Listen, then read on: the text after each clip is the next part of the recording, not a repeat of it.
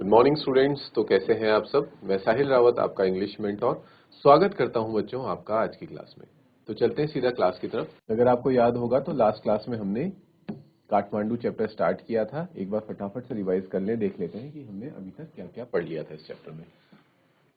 तो शुरुआत होती है इस क्वेश्चन के साथ, क्या आप लोगों को ट्रैवल करना पसंद है। ठीक है, क्या होता है, कई लोगों को ट्रैवलिंग का शौक होता है, ठीक है, और कुछ लोगों को ट्रैवल करना पसंद नहीं होता। वो चाहते हैं कि हम सिर्फ एक ही जगह पे रहें। बट कुछ लोग ऐसे होते हैं जिनका एक जगह पे मन नहीं लगता, वो इधर से उधर घूमना उन्हें पसंद होता है, नई नई जगहों में जाना, नई नई चीजें सीखना और एक्सप्लोर करना उन्हें पसंद होता है। और वैसे बच्चों अगर देखा जाए तो travelling is also a very good source of learning. ठीक है, मैं ऐसा क्यों कह रहा हूं कि ट्रैवलिंग एक अच्छा सोर्स है लर्निंग का। लर्निंग मतलब कुछ नई चीज सीखने का। क्योंकि स्टूडेंट्स क्या होता है कि जब हम, ठीक है, बहुत सारा नॉलेज तो आप लोगों को किताबों से मिल रहा है, ठीक है, किताबों से ज्ञान मिल रहा है, किताबों से आप बहुत सी चीजें सीख रहे हैं। कुछ नॉलेज ऐसा होता है जो आप उस जगह पे विजिट करके, ठीक है, वहां पे एक्सप्लोर करके, खुद से अपने सामने उस चीज को एक्सप्लोर करके, वहां जाके देख करके आप उस नॉलेज को अच्छे से गेन कर सकते हैं। फॉर एग्जाम्पल, अगर मैं एक एग्जांपल देके आप लोगों को समझाने की कोशिश करता हूँ, ठीक है। आप हिस्ट्री की बुक्स पढ़ते हैं, उसमें अपना इतिहास वगैरह हम पढ़ते हैं कि ऐसे ऐसे हमारे राजा महाराजा थे, ठीक है, ये डायनेस्टी थी, वाली डायनेस्टी थी, इन लोगों ने हम पे हुकूमत की, इन्होंने वहां पे किया, ये हमारे राजा हुआ करते थे, इन्होंने ये वाली बैटल लड़ी, इस लड़ाई में ये हुआ, इसका नतीजा ये निकला, ये लड़ाई कब हुई थी, ये सारी चीजें हम बुक्स में पढ़ते हैं। लेकिन एक टाइम पे बुक्स में पढ़ते पढ़ते बच्चों वो चीज बोरिंग लगने लगती है, ठीक है, क्योंकि हम उससे क्या नहीं कर पाते, कनेक्ट नहीं कर पाते, है ना। बस हम एक तरह से क्या करने लग जाते हैं, उस चीज को रटने लग जाते हैं, याद करने लग जाते हैं कि हाँ उस वक्त ऐसा हुआ था, ऐसा ये था वो था, बस हम पढ़ रहे हैं और उसको याद कर रहे हैं, ठीक है, हमें टीचर पढ़ा रहा है, हम देख रहे हैं, याद कर रहे हैं। लेकिन उससे बहुत अच्छा होगा बच्चों अगर आप ऐसी जगह जाए, मान लीजिए फॉर एग्जाम्पल आप राजस्थान जाए। मान लीजिए राजस्थान से हम लोगों का जो ये हिस्ट्री है बहुत ज्यादा कनेक्टेड है बच्चों, क्योंकि वहां पे जितने भी हमारे राजपूत रूलर्स थे वो वहीं से थे, राजपूताना रूलर्स। और महाराष्ट्र में जाए तो मराठास, इन सब के बारे में हम पढ़ते हैं। तो अगर क्यों, इससे बहुत ज्यादा बेहतर होगा अगर आप किताब में उस चीज को पढ़ते हैं और आप फिजिकली वहां जाके उस जगह को विजिट करते हैं, उन किलों को देखते हैं, ठीक है, उन फोर्ट्स में विजिट करते हैं, वहां देखते हैं कि हाँ ठीक है। तो जो चीजें आप किताबों में पढ़ रहे थे कि उस वक्त ऐसी आर्किटेक्चर हुआ करता था, इस तरह से किले बनाए जाते थे, फोर्ट्स बनाए जाते थे, ठीक है, बुक में पढ़ना एक अलग बात होती है, और वहां जाके देखना कि हाँ इस तरह से बनाए जाते थे, इस तरह से यहाँ पे सैनिक रक्षा करते थे, यहाँ पे सैनिक तैनात रहते थे, राजा यहाँ रहते थे, यहाँ उनकी सभाएं होती थी। ये सारी चीजें अगर आप जा करके खुद अपनी आंखों से देखेंगे, चीजों को महसूस करेंगे, चीजों को टच करेंगे कि ये उनके वेपन्स थे, ऐसे ऐसे वेपन्स वो यूज किया करते थे, तो वो चीज आपका जो ह्यूमन, हमारा जो माइंड होता है, जो इंसानों का दिमाग होता है, वो जो चीजें जिसमें जितनी ज्यादा सेंसेस इन्वॉल्व रहती हैं, ठीक है, हमारी जो इंद्रियां हैं वो जितनी ज्यादा इन्वॉल्व रहेंगी, वो चीज को हम अपने दिमाग में उतने अच्छे से रिटेन कर पाएंगे। क्योंकि जब हम सिर्फ पढ़ रहे हैं तो हम क्या कर रहे हैं, सिर्फ और सिर्फ उस चीज को देख ही पा रहे हैं, मतलब देख भी नहीं पा रहे। लेकिन हम जब वहां जाते हैं तो हम उन जगहों को देखते हैं, बातें सुनते हैं, ठीक है, महसूस कर पाते हैं, फील कर पाते हैं, टच कर पाते हैं। तो इतनी सारी चीजें जब होती हैं सेंसेस में हमारे, तो वो चीज हमें लॉन्ग टर्म के लिए याद रहती है और अच्छे से समझ भी आती है। इसीलिए बच्चों मैंने कहा कि travelling is the best form of learning. तो अगर आप एक अच्छे लर्नर बनना चाहते हैं, जीवन में बहुत सी चीजें, नई नई चीजें सीखना चाहते हैं, तो आप लोगों को भी बच्चों समय निकाल के ट्रैवल करना चाहिए, ठीक है। और क्योंकि मैं समझ सकता हूँ इस बात को कि एक स्टूडेंट के पास ट्रैवल करने के लिए उतना ज्यादा टाइम नहीं होता, बट जब कभी भी आपको ऐसी अपॉर्चुनिटी मिले, जैसे फॉर एग्जांपल स्कूल से बच्चों को स्कूल ट्रिप्स पे ले जाया जाता है, यही रीजन है बच्चों कि आप लोगों को ट्रिप पे ले जाया जाता है। इसलिए नहीं ले जाया जाता कि आप उस जगह में जाके एंजॉय करें, ठीक है, एंजॉय एक अलग चीज हो गई, एंजॉय खेलना कूदना तो आप स्कूल में भी कर सकते हैं, घर पे भी आप खेलते कूदते हैं। लेकिन जब कभी भी आपको किसी जगह पे ले जाया जाता है, उसके पीछे एक उद्देश्य होता है, ठीक है, एक पर्पस होता है। There is a purpose behind it, कि बच्चों को उस जगह ले जाया जाए ताकि बच्चे अपनी आंखों से देख करके चीजों को समझ पाए, सीख पाए, ठीक है। तो आप कभी भी कहीं जाते हैं स्कूल ट्रिप से ऐसी जगहों पे, तो आप क्या किया कीजिए बच्चों, अपने पास एक नोटबुक और एक पेन ले जाया कीजिए, और जो जो चीजें आप देखते हैं उसको आप नोट डाउन किया कीजिए अपनी डायरी में कि हाँ आज मैंने ये चीज देखी, ये देखा, वो देखा, सब कुछ अपने आसपास की चीजों को ऑब्जर्व किया कीजिए, ठीक है। तभी आप, आपका कहीं पे जाना, आपकी कोई ट्रिप ट्रिप जो है वो सक्सेसफुल हो पाएगी, ठीक है। क्योंकि आप कहीं गए और वहां आपने जाके कुछ भी नहीं सीखा और ऐसे ही वापस आ गए, तो फिर दैट इज यूजलेस। लेकिन अब आप कहीं जा रहे हैं और वहां जाके बहुत सारी चीजें सीख रहे हैं, ठीक है, कि ऐसा होता है, क्या होता है, जहां हम रहते हैं और जहां हम गए हैं वहां पे क्या क्या डिफरेंसेस हैं लोगों के कल्चर में, लैंग्वेजेस में, इन्वायरमेंट में, क्लाइमेट में, वेदर में, क्या क्या, ये सारी चीजों को बारीकी से ऑब्जर्व किया कीजिए, ठीक है बच्चों। तो इसीलिए मैंने कहा कि travelling is the best form of learning. Okay. तो जो हमारे राइटर है इसके चैप्टर के, विक्रम सेठ, वो भी क्या है बच्चों, एक बहुत बड़े ट्रेवलर हैं। वो इंजॉय करते हैं ट्रैवल करना बहुत ज्यादा। और खासकर अगर आप देखेंगे बच्चों, जो ये राइटर्स लोग होते हैं ना, जो किताबें वगैरह लिखते हैं, ऑथर्स होते हैं, पोइट्स होते हैं, ये लोग बहुत ज्यादा ट्रैवल करते हैं।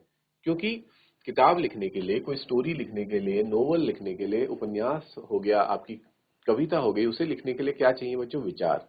और विचार कब आते हैं, एक बंद कमरे में बैठने से विचार नहीं आते। आपके विचार डेवलप होते हैं जब आप इस दुनिया में बाहर निकलते हैं, एक एक्सपोजर देते हैं अपने आप को, खुद को, अपने ब्रेन को एक्सपोजर देते हैं, नई नई लोगों से मिलते हैं, नई नई जगहों पे जाते हैं, नई नई चीजें सीखते हैं, लोगों के साथ उठते हैं बैठते हैं, तो फिर आप बहुत कुछ सीखते हैं। और वो विचार जब आपके माइंड में आते हैं, फिर एक राइटर, एक ऑथर उनको एक जगह पे बैठ के एक्यूमुलेट करता है, उसने क्या क्या चीजें सीखी, और उससे फिर उसको एक नया आइडिया मिलता है, जिससे कि वो अपनी कोई भी नोवेल हो गया या फिर पोएट्री हो गया, वो लिखना स्टार्ट करता है, ठीक है। तो उनकी जो एक किताब है, हमने कौन सी किताब पढ़ी थी, यस, उनकी बुक थी बच्चों हेवन लेक। हेवन लेक से ही ये जो आपका चैप्टर है काठमांडू, ये लिया गया, उसका एक शॉर्ट पार्ट है ये, ठीक है। जैसे होता है ना, बड़ी सी मूवी का एक छोटा सा ट्रेलर होता है, तो काठमांडू इस बड़ी सी किताब का, हेवन लेक का एक छोटा सा ट्रेलर है, एक चैप्टर है जो आपकी बुक में डाला गया है।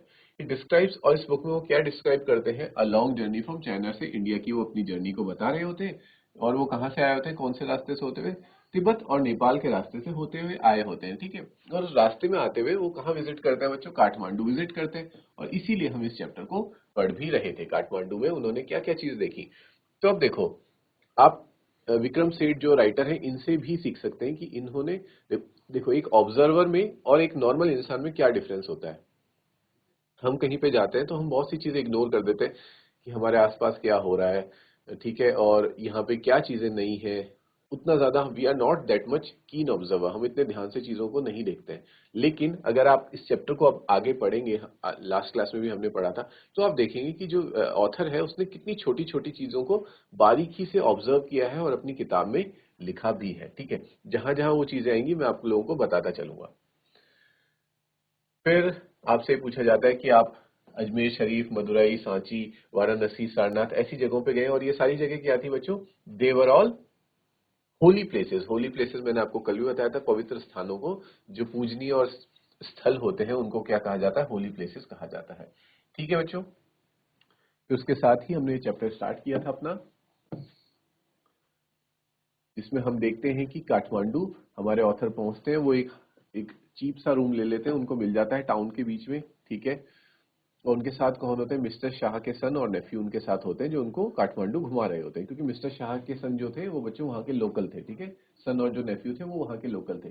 तो ये भी बहुत इंपॉर्टेंट चीज है कि हम कहीं जाएं तो वहां के लोकल लोगों से बातचीत करें, या फिर अगर, ये तो बहुत ही बढ़िया होगा कि वो लोग हमारे एज अ गाइड का काम करें, बट अगर हमें कोई गाइड नहीं मिलता तो हम लोगों से बातचीत करके भी वहां के बारे में बहुत सी चीजें जान सकते हैं, ठीक है। तो ये बताते हैं कि वो फिर दो बहुत से सेक्रेट जगहों में, पवित्र जगहों में जाते हैं। एक हिंदुओं का पवित्र जगह होती है और एक बुद्धिस्टों की पवित्र जगह होती है।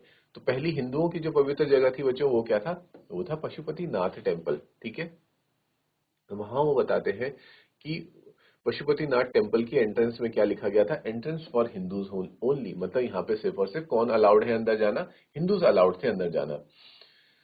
अब देखो उन्होंने छोटी छोटी चीजें कैसे नोट करी। उन्होंने प्रीस्ट, जितने भी पंडित थे, उनको वो ध्यान से देख रहे थे कि पंडित लोग यहाँ पे अपना काम कैसे करते हैं। इवन सोचो वो बच्चों, हॉकर्स को, जो ठेले में सामान बेच रहे होते हैं ना, उन लोगों को भी इतने ध्यान से देखते हैं।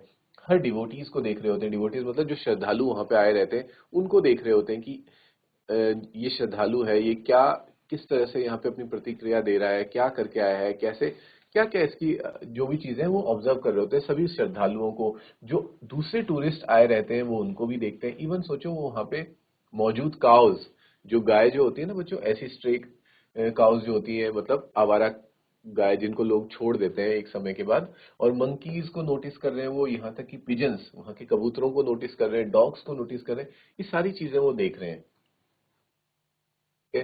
फिर वो ये भी देखते हैं कि बताते हैं कि प्रीस्ट का अटेंशन पाने के लिए लोग क्या कर रहे हैं, आगे भीड़ में आगे घुसने की कोशिश कर रहे हैं, चाह रहे हैं कि वो सबसे फ्रंट में लगे रहे, ठीक है, ताकि हो सकता है ये मेंटेलिटी रहती है लोगों की कि हम आगे रहेंगे तो हमें प्रीस्ट का, भगवान का, या फिर जो पंडित लोग हैं उनका ज्यादा आशीर्वाद मिलेगा और जो पीछे वाले हैं उनको आशीर्वाद नहीं मिलेगा, ठीक है। तो ऐसी भी कुछ लोगों की सोच होती है, इस पे वो बता रहे हैं हमें।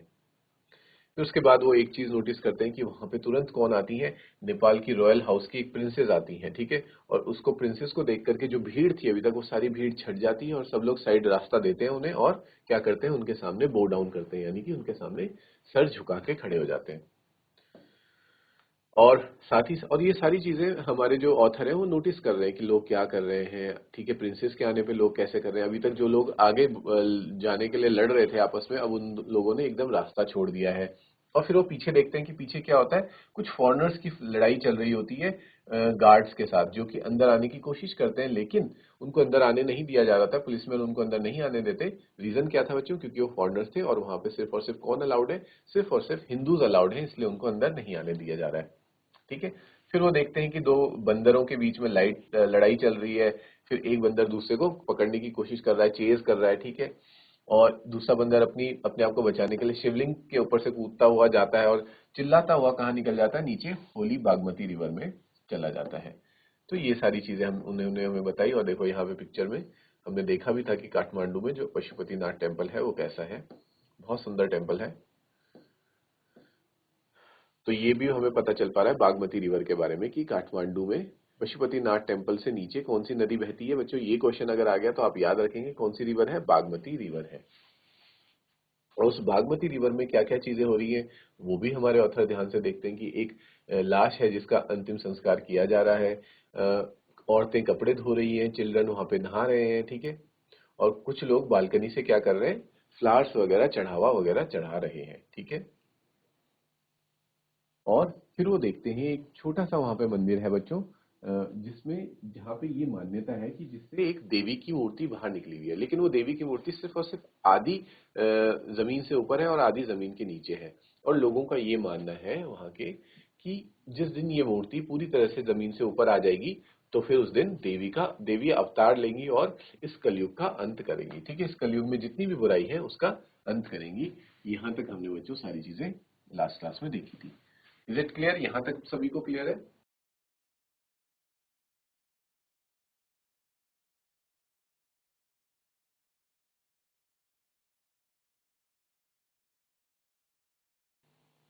ओके स्टूडेंट्स, आगे बढ़ते हैं। फिर हमने देखा, ये तो बात हो गई पहले हिंदू के जो होली श्राइन थी उसके बारे में।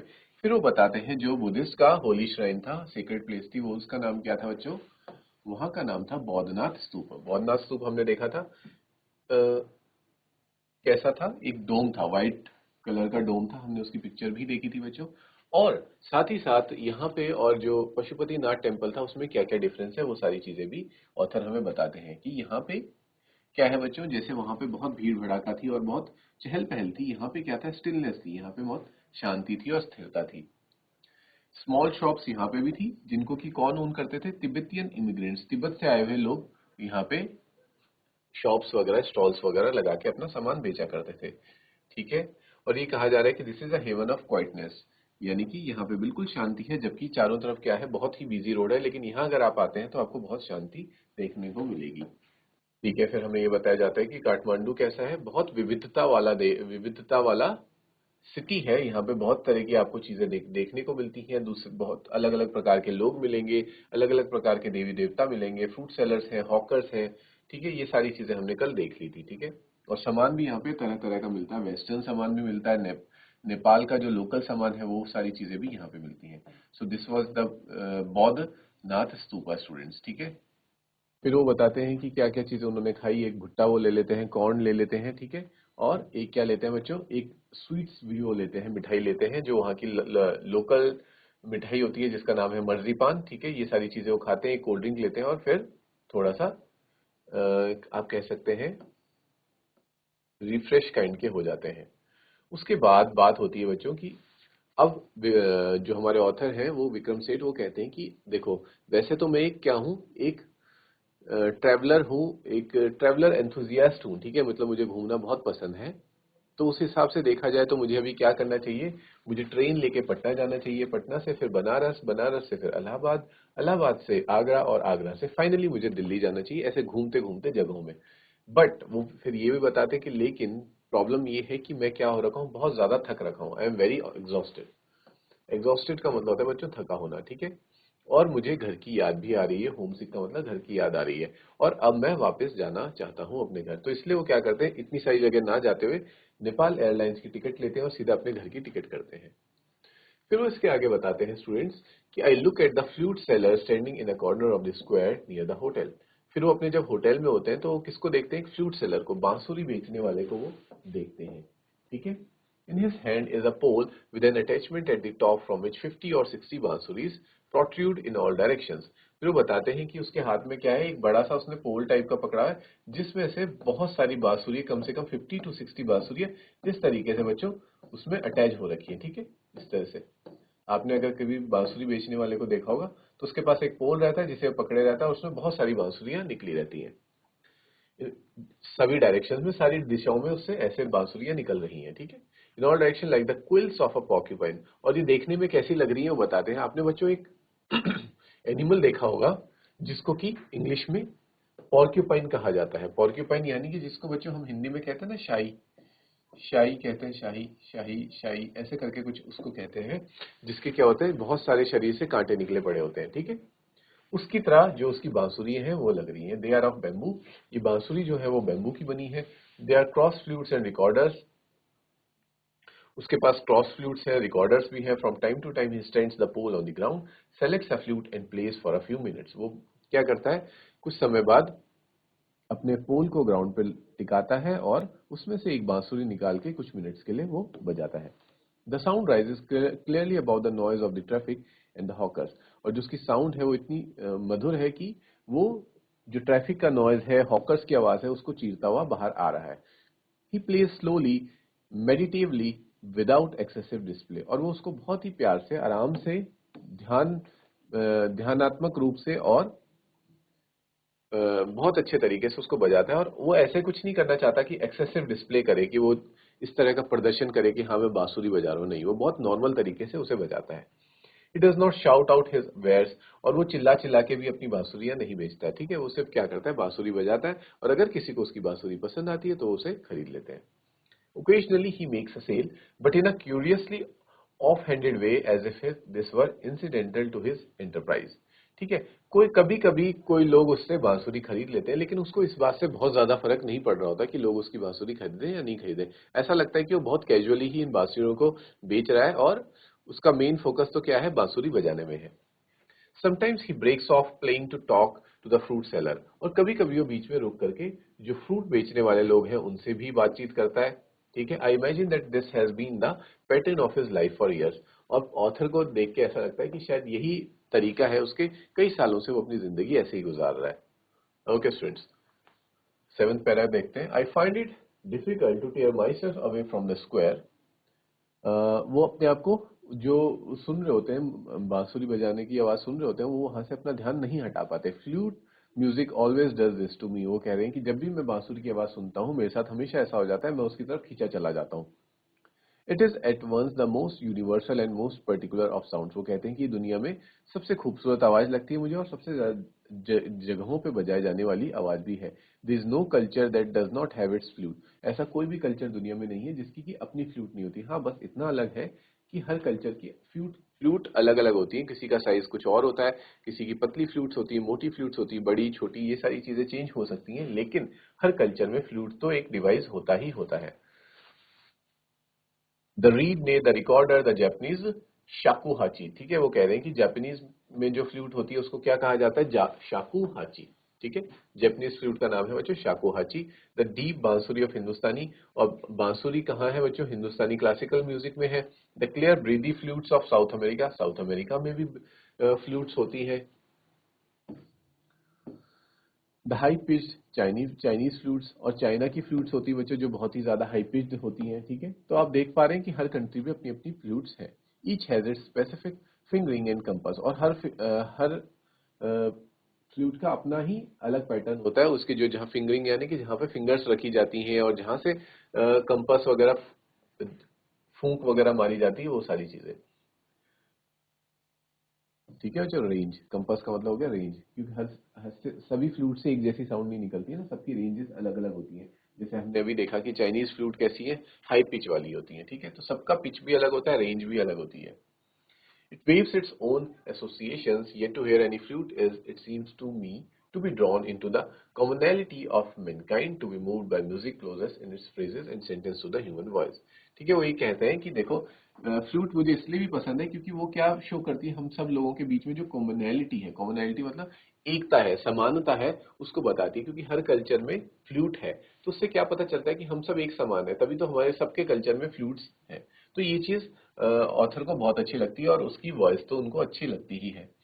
It's motive force too is living breath, और इसमें मेन फोर्स क्या है, किस वजह से बांसुरी बजाई जाती है, ब्रेथ, सांस से बांसुरी बजाई जाती है। It too needs to pause and breathe before it can go on, और फिर इसमें बताते हैं कि बीच में पॉज भी लेना पड़ता है और फिर से ब्रीथ करना पड़ता है ताकि हम बांसुरी कंटिन्यू बजा सके। यहां तक क्लियर है स्टूडेंट्स?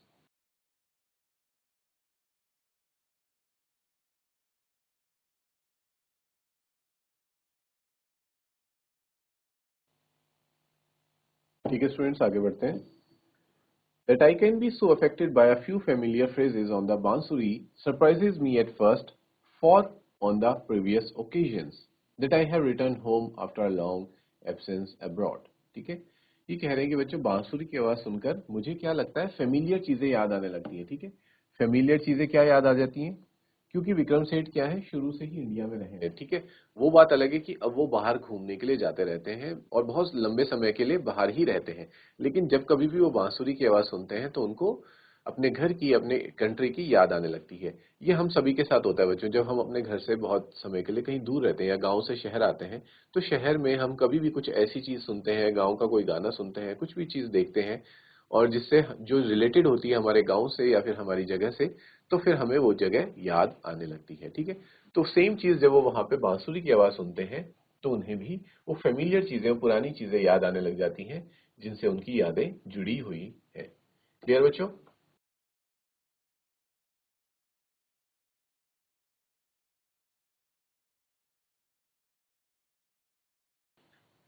तो इसी के साथ कहते हैं बच्चों ऑथर कि on previous occasions that I have return home after a long absence abroad, बहुत लंबे समय तक बाहर रहने के बाद ही मैं आज अपने घर वापस आया हूँ। I have hardly notice such details, और मैंने इन डिटेल्स को शायद आज से पहले कभी नोटिस नहीं किया था, बट अब जाके मैं इनको नोटिस कर रहा हूँ। Certainly have not invested them with the significance I now do, और शायद पहले मैं इन चीजों को उतना ज्यादा, सिग्निफिकेंस का मतलब होता है बच्चों इंपॉर्टेंस, ठीक है, उतना ज्यादा महत्व नहीं दिया करता था ये सारी चीजों को। होता है ना बच्चों, जो चीज हमें इजीली मिल जाती है या जो हमारे पास हर वक्त रहती है तो हम उस चीज को महत्व नहीं देते, लेकिन जब हम वहां से दूर चले जाते हैं, उस जगह से दूर जाते हैं, और फिर हमें वहां की इंपॉर्टेंस रियलाइज होने लगती है। ठीक है, जब तक आप घर पे रहते हैं बहुत समय तक आपको घर में घर की इंपॉर्टेंस उतनी नहीं पता होती, लेकिन जब आप बाहर जाते हैं तो आपको अपने घर की याद आने लगती है, जो हमारे ऑथर के साथ भी हो रहा है।